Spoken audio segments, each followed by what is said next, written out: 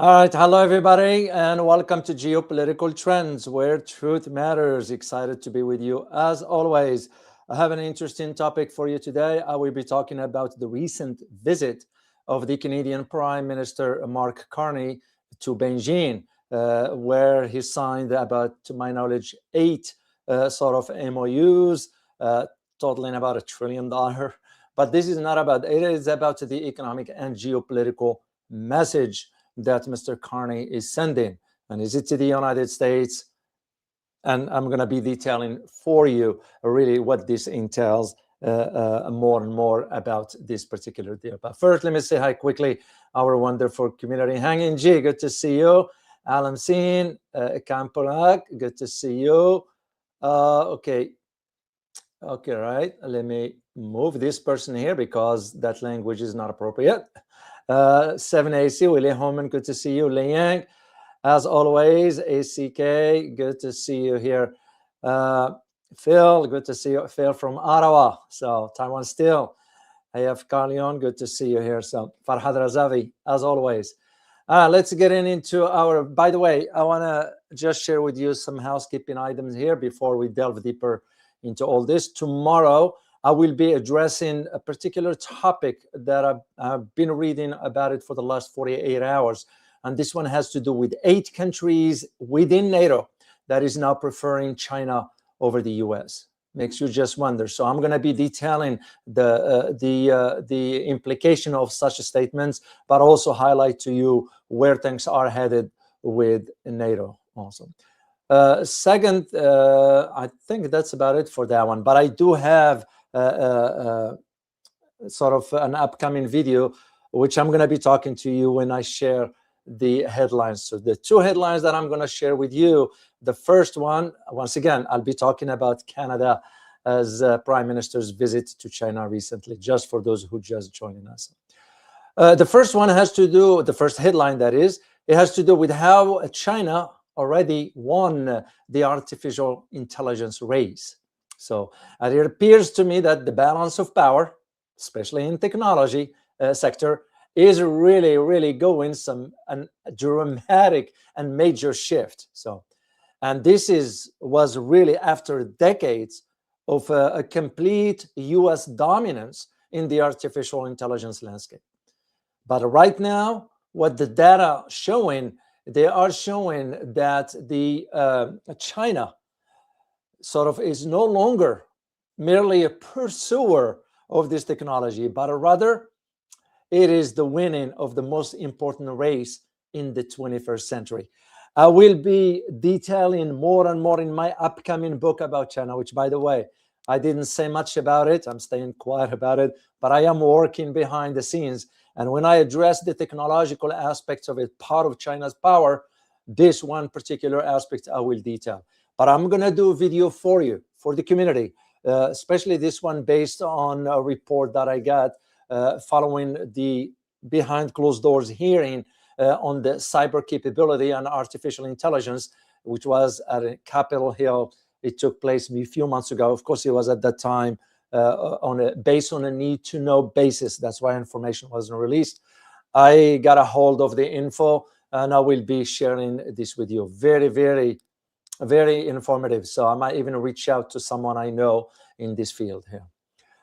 Second headline I'm going to share quickly with you. And by the way, this picture here, this is of a previous test launch of an Iranian ballistic missiles. So I just put in this for illustration. But what you need to know is that Iran, there is no conversation going on, has not been confirmed yet, but Iran actually tested an ICBM, an intercontinental ballistic missile.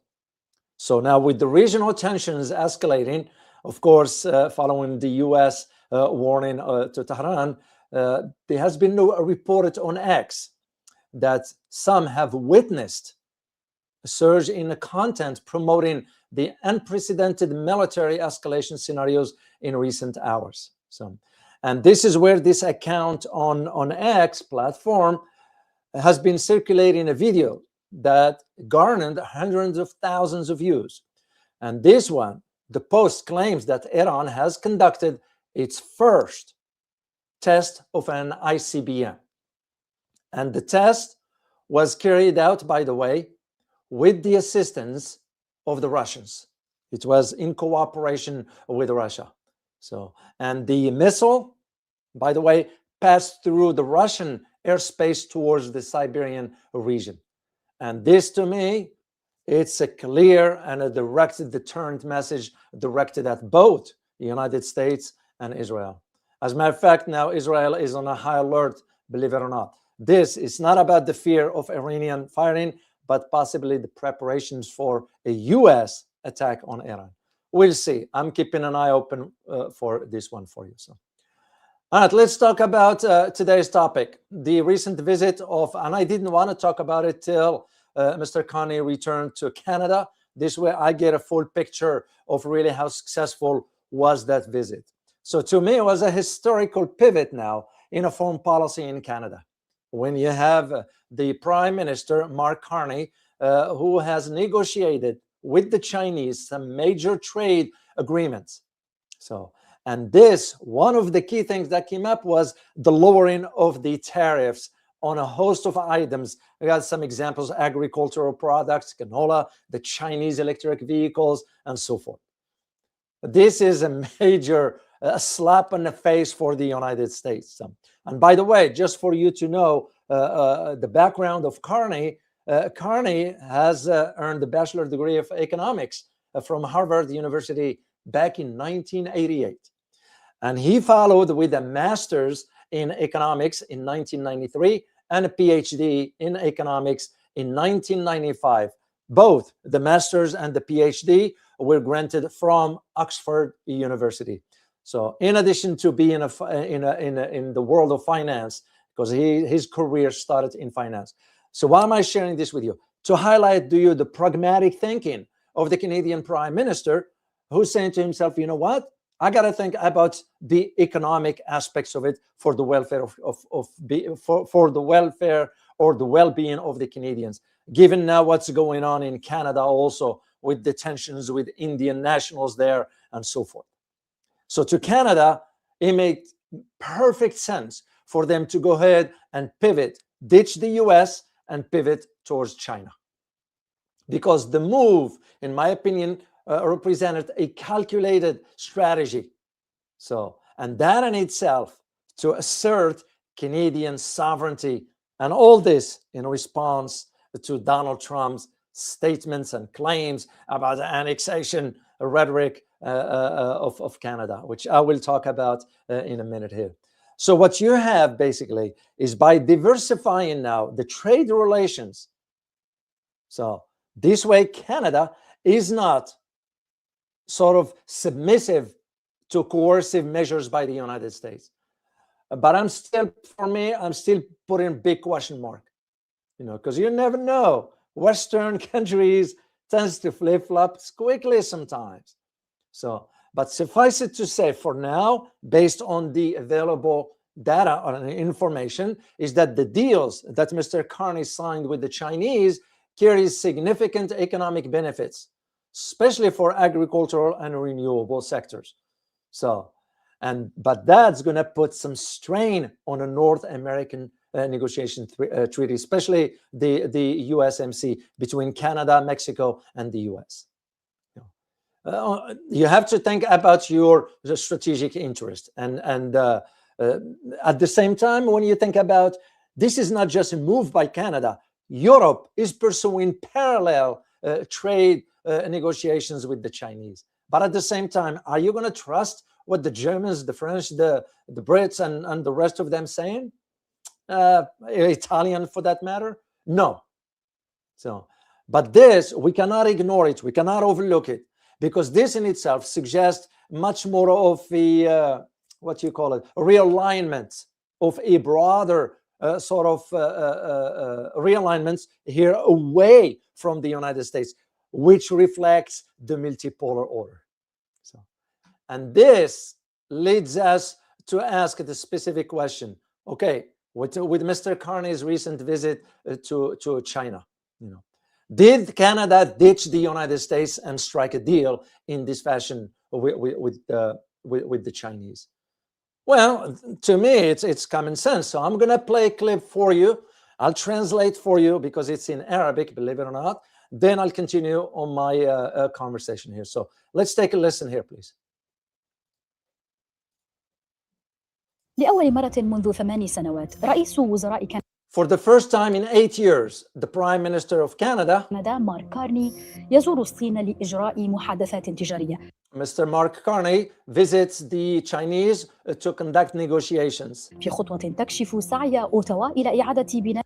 This is in a step that sort of demonstrates Canada's taking some steps, تحالفاتها مع دول rearranging its alliances, كالصين والهند وجنوب أفريقيا، the like of China, India, and South Africa. بعيداً عن حليفتها التقليدية الولايات المتحدة. And this far away from its traditional allies, the United States. ذلك وفق موقع بلومبرغ. كارني And this was according also to Bloomberg, the magazine. صرح أن بلاده والصين تمران بنقطة تحول. What Mr. Carney stated is that his country, Canada and China, are going through some changing periods في علاقتهما المتوترة. in their bilateral and tense relations. وأبدت الصين بدورها استعدادها لإعادة. And China on its part rather, has shown that is willing also إحياء العلاقات مع كندا to revive its relations with Canada or bilateral relations with Canada, قائلة إنها تتجه نحو المسار الصحيح. Stating that Canada is moving in the right direction. العلاقات بين البلدين كانت قد تدهورت عام 2018. The relationship between the two countries have deteriorated back in 2018. ذلك بعد توقيف مسؤولة تنفيذية في شركتها. And this was after the arrest and the detention of the executive officer of Huawei, Meng Wanzhou, هواوي الصينية بموجب مذكرة توقيف following a memorandum of order by the United States. In other words, it was the US that forced Canada to do so. أمريكية في فانكوفر. And she was arrested in Vancouver. تحتجز الصين بعد ذلك 2 من الكنديين. In response, the Chinese detained 2 Canadian accused of spying. بتهمة التجسس، وهو ما نددت به كندا. And this is what made Canada sort of retaliate against the Chinese by diplomatically speaking here. واعتبرت أن دوافع سياسية تقف And stated, meaning Canada, that this was politically motivated. وراء احتجاز مواطنيها. تأتي خطوة زيارة كارني إلى الصين بعد فرض ترامب تعريف. Mr. Carney's visit came against the background of Donald Trump's tariffs on Canada. جمركية باهظة على كندا. Major tariffs. خاصة على الصلب والألومنيوم والمركبات والأخشاب. Especially on aluminum. إذ أكد كارني في تصريحات سابقة أن كندا تسعى لمضاعفة صادراتها غير الأمريكية. Carney stated that they want to double their exports بحلول عام 2035 by 2035 لتقليل اعتمادها على الولايات المتحدة. So it can reduce its dependency on the United States. وأن العالم يمكنه إحراز التقدم دون الولايات المتحدة. And the world can achieve some success without the United States. متحدة بحسب تعبيره. According to his statement. لكن الولايات المتحدة لا تزال أكبر سوق لكندا However, the United States still remain the largest markets for Canada. فارق كبير بحيث اشترت حوالي 75% because it has purchased about 75% من الصادرات الكندية of Canadian exports. In other words, the United States purchased about 75% of Canadian exports عام 2024 as of 2024. ذلك وفقا لإحصاءات الحكومة الكندية. And this based on stats from the Canadian government. برأيكم هل تعتبر زيارة كندا للصين رسالة سياسية؟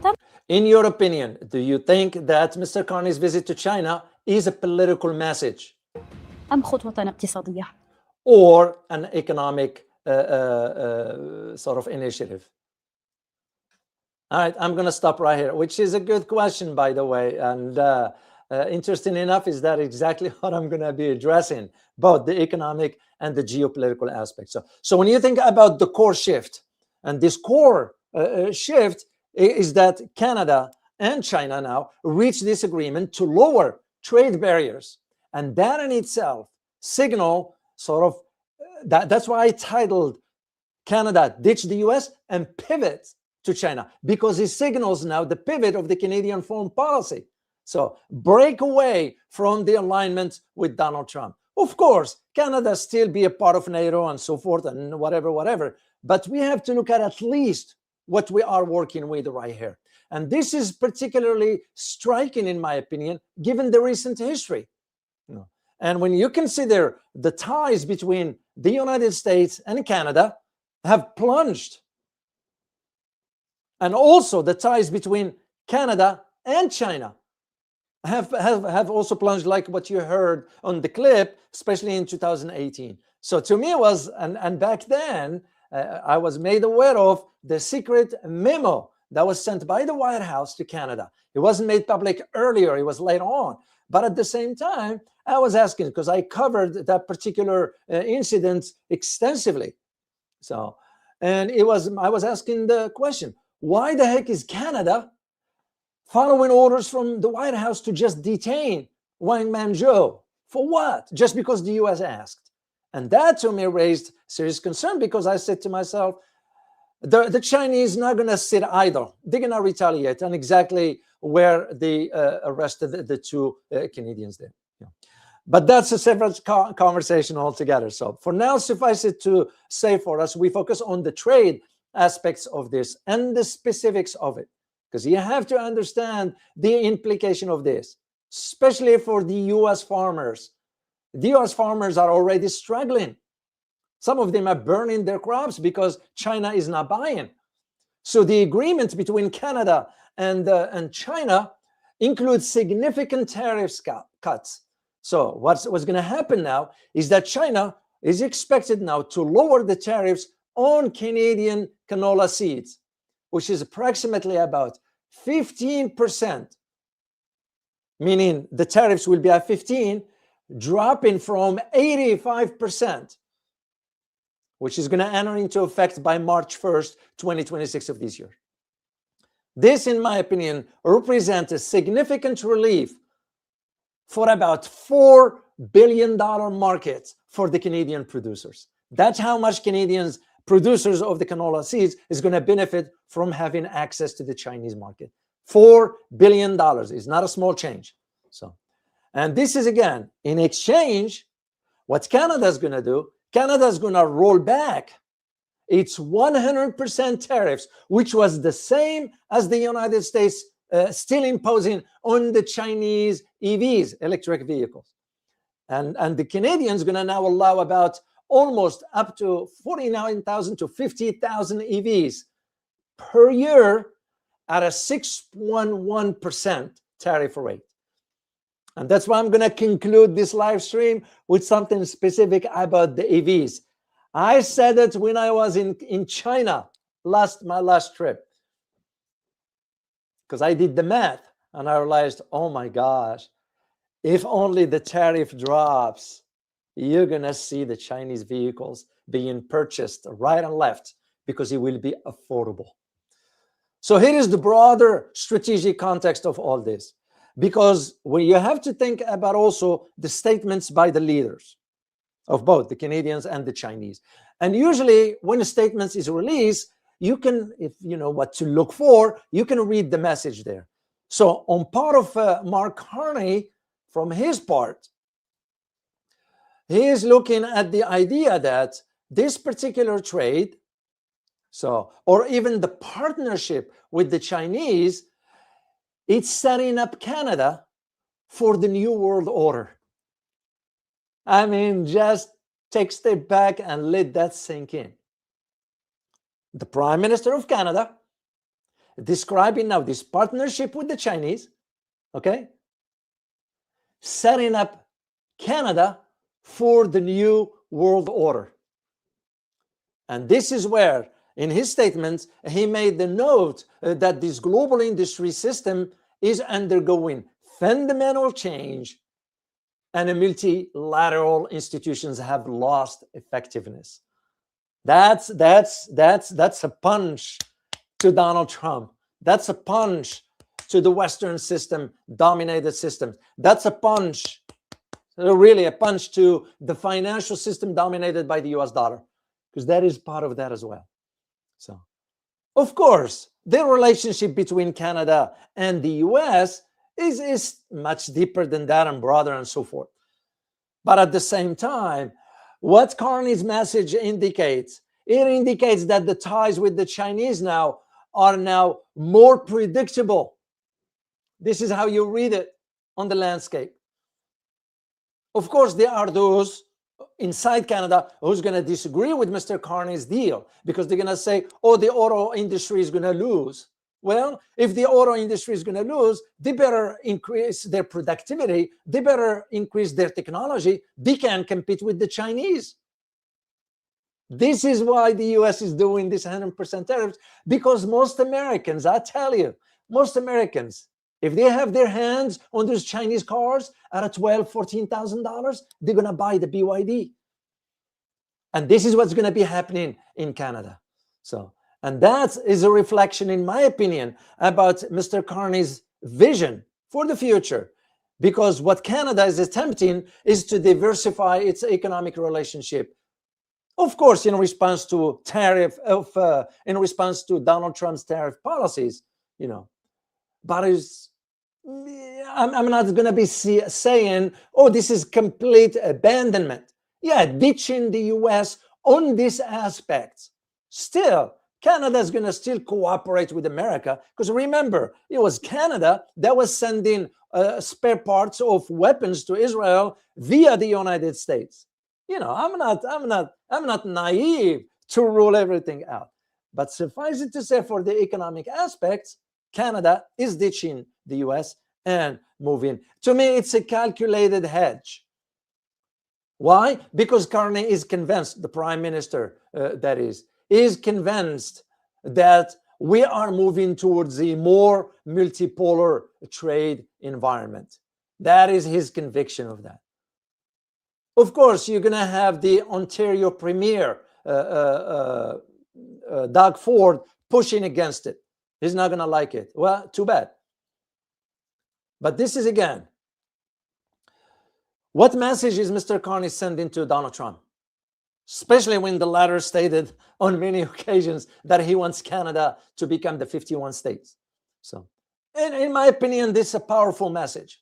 You know, it is a powerful message, because this message is not specific just on one item or on one line, on one specific aspect, but rather on several levels.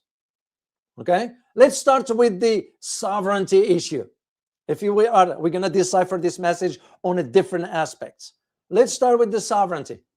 So, because what Carney did, and the message of that action by going to China, signing $1 trillion deal and so forth, is the direct assertion of Canada's sovereignty. So, because remember, when he won the elections in 2025, this is what Carney stated, and I quote, he has about Donald Trump, he has territorial views that never, ever going to happen with respect to Canada. End of quote. So, as a matter of fact, I remember him stating that they ain't gonna ever happen. So, and especially when Donald Trump started mentioning Panama, was mentioning Greenland and elsewhere. And of course, we saw what happened with Venezuela. So that's one message. The second message is the economic pivot, which is more clear because it's calculated. Of course, Ottawa made the mistake in 2018 by arresting Meng Wanzhou just unjustly and illegally. I covered that extensively because he wasn't right for Canada to do what it did. But they moved on now. So, because Ottawa was going after a thaw in a relationship with the Chinese. Why? Because you cannot ignore the Chinese market no matter how you look at it. But also Canada is in a much dire situation for it to diversify its trade. And what is other big market around the world? Are you going to do it in India? Forget about it. So this is why China is the best destination. And that's exactly what Mr. Carney did, and the message it is sending. So, and the idea that we keep going back to the Donald Trump statements about the economic force making Canada the 51 states. So, because when Donald Trump's saying this, what Carney is doing politically is by striking a deal with the Chinese, Carney is demonstrating. This is the political moves. He's demonstrating that Canada has alternative to the United States, especially on the economic front. Because to me, if I am to think about what Carney might be thinking, he's like probably saying, you can threaten us with tariff, Mr. Trump, but we do have other partners we can turn to. At the same time, I cannot caution China enough to be careful in these moves with Western countries. So, but for now, let's say we'll move with this direction moving forward. So, and this is why the idea of thinking in terms of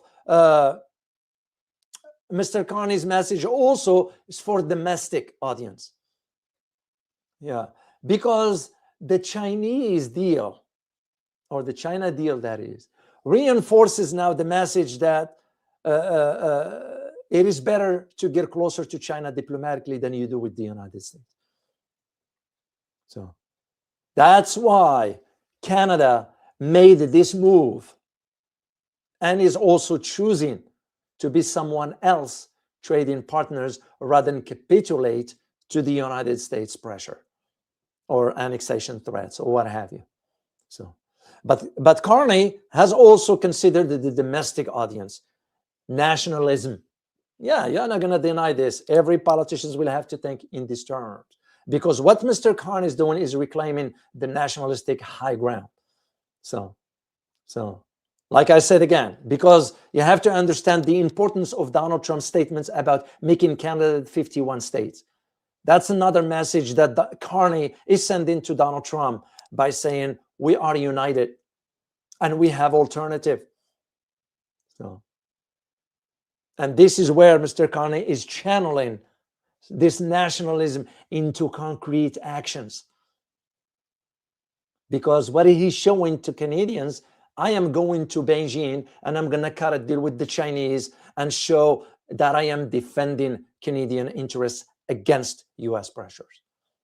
So, and all this, speaking of this 51 states and so forth, it was recently, there has been a leak about a secret plan inside the White House regarding the takeover of Canada. Don't be surprised and don't be shocked. Could it be why Mr. Carney head out to China quickly? Because here's what's going on. A report now on a Daily Beast, right in the US, revealed that Donald Trump has turned his attention to Canada once again.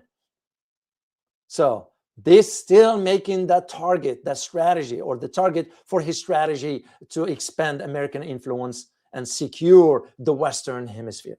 So what has been reported, and I looked into the report, and I'm going to send you the link, by Laura Esposito. She's the one who wrote the article, is that this interest of Donald Trump in Canada stems from Donald Trump's deep concern about what he describes as, and I put this in quote because that's the author's word, weak Canadian defenses, in quote. And what are they referring to here? When I'm referring to Canada, we're talking about the Arctic, which could open the door. This is the argument that Donald Trump is saying. It could open the door to infiltration by US adversary, particularly China and Russia. This is why this secret plan now has been leaked. And whomever leaked it, whether just to draw the attention or just to sort of give a heads up, something major is coming. So, And especially when you consider the deputy chief of staff in the White House, who said, and I quote, his name is Stephen Miller, said, and I quote, "The law does not give countries the right to retain their territory if they are unable to defend it," end of quote. Oh my gosh. Did he lose his mind or what? It's their country, whether they can defend it or not. We don't have the right to go and take over. And this, by the way, this statement wasn't in reference to Canada. It was in reference to Greenland. So, and this is why you see why Mr. Carney had to rush into China and cut a deal with the Chinese. However, he wasn't going to wait. He's not going to wait. That's why he did what he did. And this is where Canada now wanted to, it's signaling, it's not want to, it's signaling, we want to deeper ties with the Chinese. This is why it was not the first trip in 8 years. So, and that in itself gives Canada a leverage. It's an implicit challenge, in my opinion, to Trump. So, because by signing a deal with the Chinese before the conversation date with Carney and Donald Trump. So what Carney is signaling that Trump's economic threat, while it is somehow, it is painful for Canadians to pay too much tariff. It is painful for the Americans now. We're seeing what's going on here. But what Carney is saying is this will not force us into submission. So in my opinion, Mr. Carney's trip is a calculated gamble, but that I believe it will pay off. It will pay off. There is no doubt. So that's how I see it moving forward. Liking this video so far? Don't just be a watcher. Go ahead and hit the like, share, and subscribe button. And don't forget to tap the bell so you will not miss any of my videos or live streams. This way, you will be supporting a channel that stands for the truth and objective reporting. The choice is yours. Thanks for your support. And this leads us to address the two aspects of this particular, why I wanted to do this for you. I wanted to do this for you because I want you to understand the impact of this deal, both economically and geopolitically. Because this deal has some substantial impact across a variety of dimensions. We're not talking about just the EVs. So let's start with the economic impact. We'll start with, okay, what is the biggest sector when this is going to be? Agriculture, especially for the Canadians. So as I said, Canadian canola tariffs from Canada dropped now from 84% to 15%. That's a major drop starting March 1st. And that, as I mentioned earlier, unlocking a revenue of about $4 billion in annual canola exports for Canadians. So, and when you think about canola meal, lobsters, peas, crabs, will have an anti-discriminatory tariffs removed also. Because remember, China cut off import of fish from Japan. It's a win-win. So, and that is where by sort of moving these items from anti-discrimination tariffs, that means they are restoring about $2.6 billion in market access. So, because China closed the door on Canadians' maritime harvesters a few years ago. Now they're lifting that. You can see. Then come the big elephant here, an elephant in the room, the EVs. The EVs is a calculated gamble, but it's going to pay off because Canadians at least will be able to afford the car out of 14,000 Canadian or 16,000 Canadian dollars. Far better than a $35,000 car manufactured joint ventures between Canada, Mexico, and the US. So when you have 49,000 EVs vehicles on a yearly basis coming to Canada at about 6.1% tariffs, which, by the way, down from 100%. So, because what this is going to do to Canada, this will drive the Chinese investments into Canada, auto sectors, and also is going to help Canada accelerate the net zero transition. So, to me, it's a win-win. Chinese manufacturers will get a profit. The Canadian consumers will have affordable, good quality automobile. Everybody wins. Of course, it is controversial inside Canada, especially from its Ontario Premier, Doug Ford. He's the one who's called now this Chinese subsidized spy cars, in quote. I mean, talk about stupidity, talk about idiocy. You all remember the saying was, it was because it was some Chinese garlic. It used to be, if you, and some have circulated that, oh, the garlic is a spy too, which is very ludicrous. It's ludicrous. So, yeah, this is what Doug Ford is saying. Chinese subsidized spy cars. You know, that's really the pinnacle of stupidity. So, but anyway, we won't worry much about this one. The key to all this from an economic perspective is the broader trade diversification, because the agreement will increase investments inflows from China in the energy sector, in the financial sector, and of course will reduce Canada's dependence on the United States market, which, by the way, will hinder production here in the US until you start seeing manufacturers here in the US, because nobody's buying the products they are producing. And of course, all this to stabilize the relations vis-a-vis the global tariffs that's imposed by Donald Trump. This from the economic aspect. From a geopolitical aspect is a different, another dimension altogether. And this has to do with realignment, because now you have countries looking for different alliances. You know, like when I did the talk to you about Turkey last time, or Turkey, that is, you know. To me, if Turkey wanted to join the alliance with Saudis and the Pakistanis, the first step they need to do is drop out of NATO. So you can't have it both ways. It just doesn't work. So I will say the same argument for Canada, but Canada is not going to do that. Let me just tell you this. So, suffice it to say, this realignment during this Trump era, because remember, we still have a few more years with Mr. Trump in office. You know.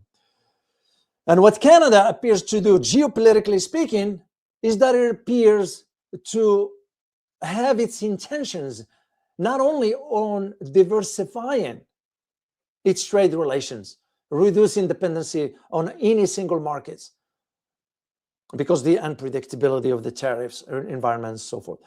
But the reaction is also has to do with the fracturing global trading system. This is where that difference is, because what Canada is seeing that Western economy, as global supply chain and alliances, is shifting rapidly. Look what's going on with Germany right now. Look where the UK is. I mean, if you only know, maybe I'll do a video for you about this one. If you only know the chaos economically and financially that exists inside the UK. Of course, the government is putting a lid on the media not to disclose the information. This is why Keir Starmer is threatening to arrest people who post stuff on X. One even to remove X from the UK. The UK is a basket case. So, but for Canada, since we're talking about Canada here, we're talking about the strategic positioning. Remember, most countries always think in this term of the strategic position. That goes beyond just tariffs. Because when you look at the MOUs, Memoranda of Understandings, that Canada and China have signed in energy, renewable transition, combating crimes, wood products, food safety, agricultural products, and so forth. What it means is that for Canada, Carney, who is an economist by trade, this is where it's important to have leaders with background. Do you have an understanding of what's going on? So what Carney is doing, by doing this, he's committing now to doubling Canada's energy grid over the next 15 years. And how is he going to do that? Partnership with the Chinese. He's also going to scale in LNG, liquefied natural gas export to Asia, not to the US, not to Europe. Because why is this? Because he's going to double Canada's energy exports. This is what it's going to do. We're talking about 50 million tons annually by 2030, 4 years from now. And that, in my opinion, signals a structural or deep structural integration that goes beyond just trade. But the main aspects of all this, geopolitically speaking, whether it has to do with the fracturing of North American cohesion. Remember, Donald Trump, when he abducted Maduro, he was swirling about Colombia next, Mexico next. You know what I mean? This is what Carney is thinking strategically here. And especially when you think about North American cohesion. What am I referring to here? The auto industry. Because what the auto industry already is stating here in the US is that, oh, no. This deal puts us at risk and puts at risk the renewal of the trilateral US, Canada, Mexico trade agreement. Maybe it's time to get rid of it altogether and let Mexican trade with the Chinese if they want to, or any other country. Let the American trade with Europeans or whomever they want, and let the Canadian trade with whomever they want. So this is where it's going to be very, very, very delicate. And that in itself highlights to you the tensions that exist within this North American trade agreements. And that's why Carney wasn't going to wait. He took proactive steps, betting on diversification. And what a best player, or what a best partner to do it with than the Chinese? Because, we're the economy. And again, I'm just stating the facts. He didn't go to South Africa. He didn't go to whatever other country. He went to China specifically. He didn't go to Germany because Germany is sinking economically. So here is what Donald Trump responds to expressing what Carney did. Donald Trump is saying, "Oh, I approve this deal." Who gives a damn whether you approve it or not, Mr. President? Because what Donald Trump is saying, "Oh, you should do that." No. He doesn't need your advice on that. Because while Donald Trump is saying this, US officials behind closed doors are warning Canada they will regret allowing Chinese EVs in their market. Mike, my word on it. And I'm going to conclude my conclusion on this aspects. I want to keep it for last here. And this is why to Washington, no, Canadians don't care anymore. They're going to move forward for what's best for Canada. And that's again why it was a very calculated move by the Canadian Prime Minister, especially, once again, you fall back to that statements of annexation aspects of it. Let me play a clip for you here. I want you to take a listen here. And yeah, oh, pardon me. Let me share it first on the screen. Then we'll play it quickly here. It's very, very, very, very short. So I had discussions with President Xi about the situation in Greenland, about our sovereignty in the Arctic, about the sovereignty of the people of Greenland and the people of Denmark, and I found much alignment of views in that regard. That's your keyword right there. I find much alignment. That gives you an idea where things are headed. Of course, it's very disturbing as to what Mr. Trump is thinking about annexing Greenland, I'm sorry. Because here's the thing. If you are to go with this argument, that means you're using force, right? If you're using force against another country, what's going to happen to Article 5 of NATO? Because Denmark is part of NATO. So, and if any member of NATO is attacked, Article 5 will be activated. I mean, just think about it. This is why that's why I decided to do the topics for you for tomorrow about those 8 countries inside NATO that's saying, you know what, we prefer China to the US for now. Because that's the way it's moving forward. So. And this leads me to talk about what the Europeans are going to do. What the Europeans, Europeans, of course, talk more than they act. Of course, you have the French now having their airplanes flying over Greenland. That's just a show. That's just for a show. There's nothing. So there are those who are saying, oh, Europe is moving in parallel direction, similar to what Canada is doing. I won't believe it till I see it. Remember last year, how many European leaders went to China? The German back then, Olaf Scholz and Giorgia Meloni and Emmanuel Macron, and what for? So, only one of them, especially the last trip of Macron, when he came back to France, he imposed tariffs on Chinese. Why would you trust the Europeans? So, of course, they are talking now about the EU, the European Union, and the Chinese being close to replace their own tariffs with a minimum price undertaking. I won't trust what the Europeans are saying.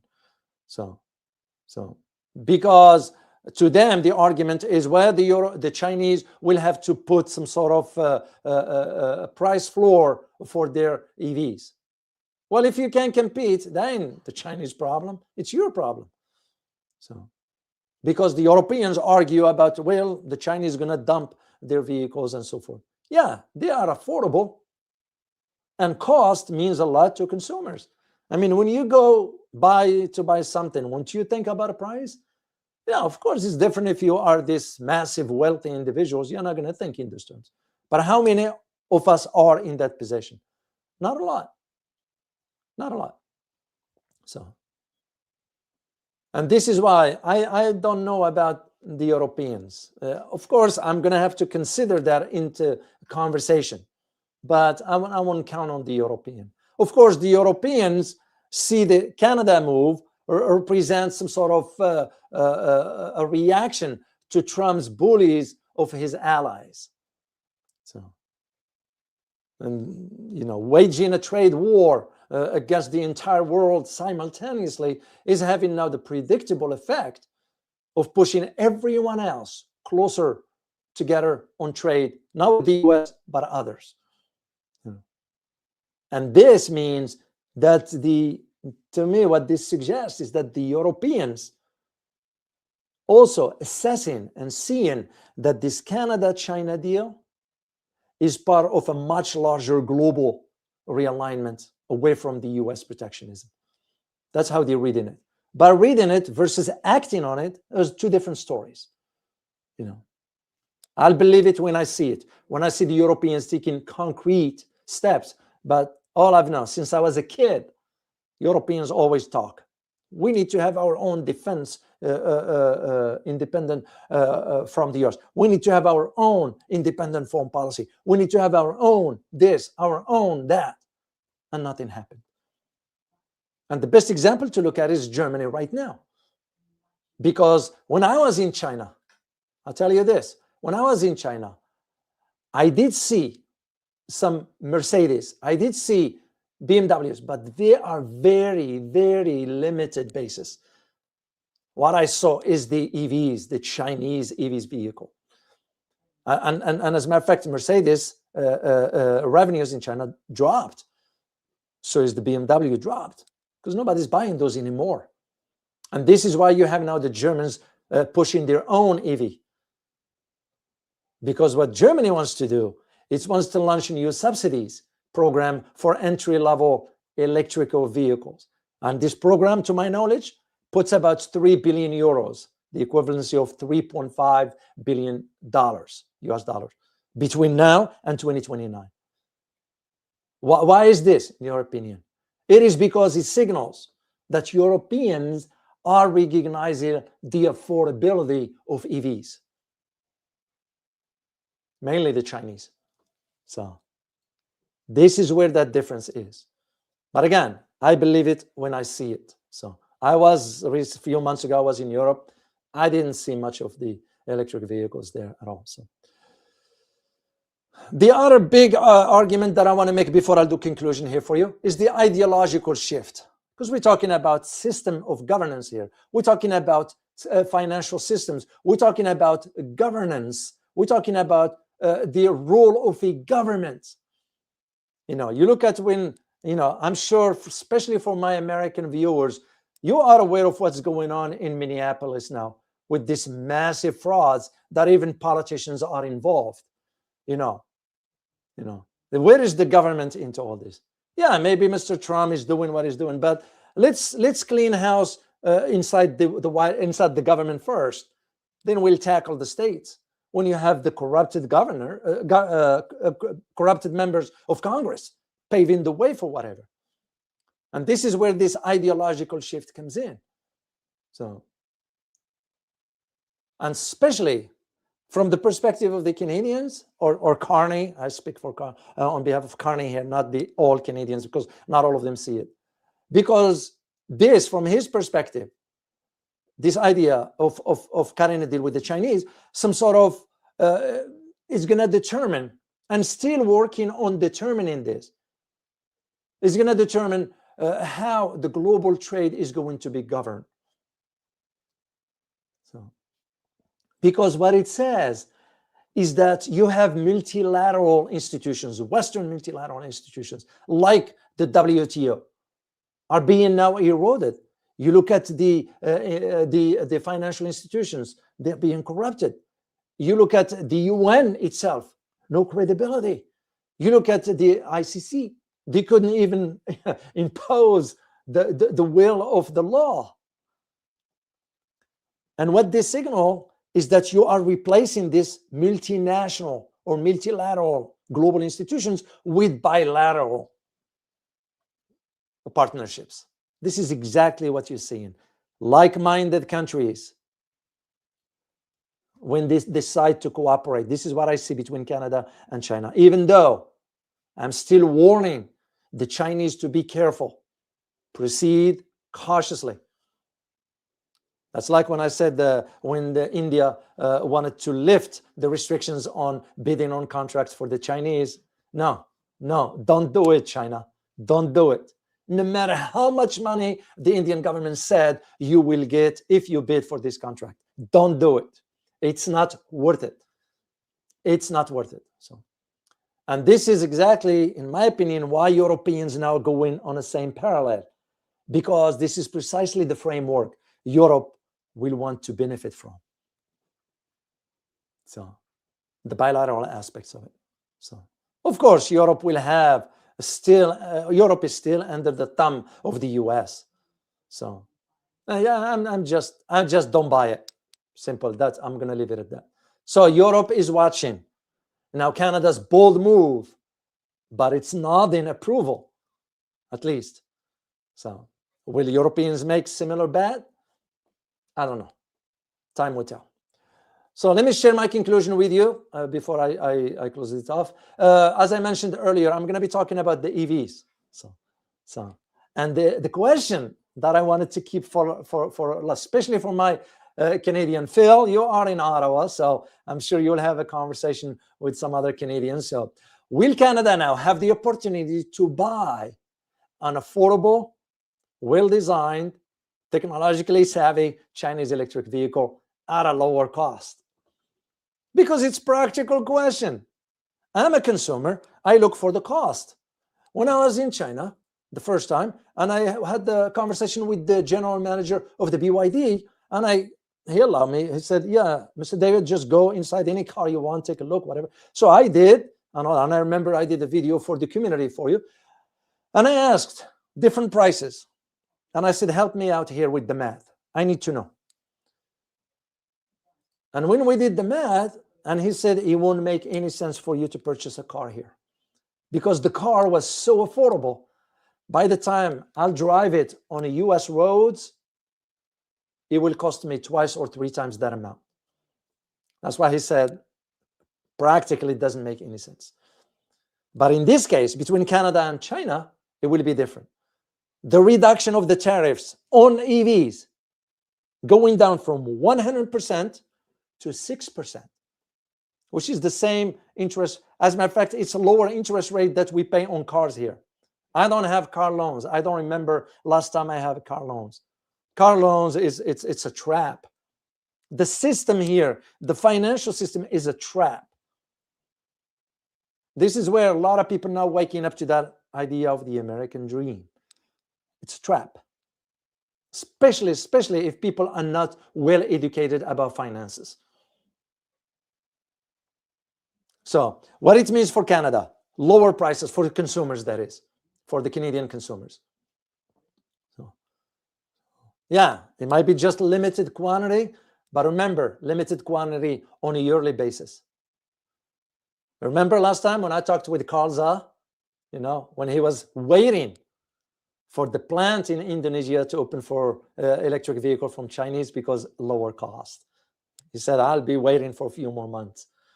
So because in this case, the automakers inside Canada will not pass the full tariffs to consumers. It's exactly what the Americans are paying right now for the tariffs that Mr. Trump has imposed. So it just, they don't know how to express that confusion, that anger, and the government's taking advantage of a lack of ignorance on part of people not educating themselves. Do you blame the government? No. I blame the people themselves, because if they are willing to learn, they will allocate time to go and learn about the issues, but they're not. Again, and once again, the realistic scenario is that, and I'm concluding with this, is that the Canadian consumers will see lower Chinese EV prices compared to the pre-deal environment. So, because their savings is going to go up to $5,000 per vehicle, and $5,000, that's almost a monthly expense here that you're saving. So, and this is where it's very, very important. I wrote an article. And here's the last sentence on this, just for you to know. The idea that the real benefit for the Canadian consumers is going to come not just through the increase of the EVs choices and competition in the market, but rather the dramatic affordability gains that they're going to have. And I detailed this in my article that I put on LinkedIn. I do post my articles. If you follow me on LinkedIn, just go to LinkedIn, you type in my name, and the articles will come out there. So I post the link for you if you are interested in learning about this one. So this is what I wanted to share this with you today, because I need you to have an understanding, especially for my viewers in Canada. It's quite a strategic move by Mr. Carney. Again, that's what you expect from somebody who represents his or her country. So you do what's good for the country. Does Canada have its flaws? Oh yes, of course. How can I forget what they did in 2018 and their dictator Trudeau? So how can I forget that? And I covered this extensively. So, but again, you move on. You have to you move on. So I wish Australia would have learned the lesson. So I wish the Philippines could learn the lesson. I wish Japan could learn the lesson. because no matter how you look at it, I believe China has the upper hand. And I am doing the research for the book, and I'm most of the resources that I'm looking into, of course, not all of them just here in the West, because I'm getting different perspectives from around the world regarding how they see. And the ones I saw so far, majority from outside the US, converge on one particular theme. And that theme is China has the upper hand economically. That's why I'm going to do the AI video for you, live stream. And I have somebody in mind who deals with this domain. I might reach out to him, or I might do 2 videos, one with the individual and one by myself here, because mine is based on the closed doors hearing that took place in Congress with someone that I'm very familiar with who deals with this stuff. So, oh, speaking of Australia, Carla Mao, good morning from Wurundjeri, Australia. Good to see you. Good to see you here. So, hope you enjoyed this. Let me say thank you to Mr. Iman for your super sticker. Truly appreciate your support. And speaking of support for this, please remember, I do devote a lot of time in doing research for you. I'm doing all this while I'm at the same time having to do the research for my China book, because I can't put a book out there that is not good quality content. And your support for the channel means a lot to me. So if you enjoy this analysis that I've been doing for you, I will greatly appreciate if you could contribute, if you can afford it. Please don't go out of your way, but I will greatly appreciate if you could do that. I also want to share with you the link to my upcoming Asia trip, which is going to be in few months from now. No decision yet as to the dates, and usually you will know once I'm there. I will reach out to the community, say hi, and let you know that I am in whatever part of the world I'm going to be at. So I will greatly appreciate your support. And as always, remember, geopolitics impacts your daily life in more ways than one. Till next time. Bye-bye.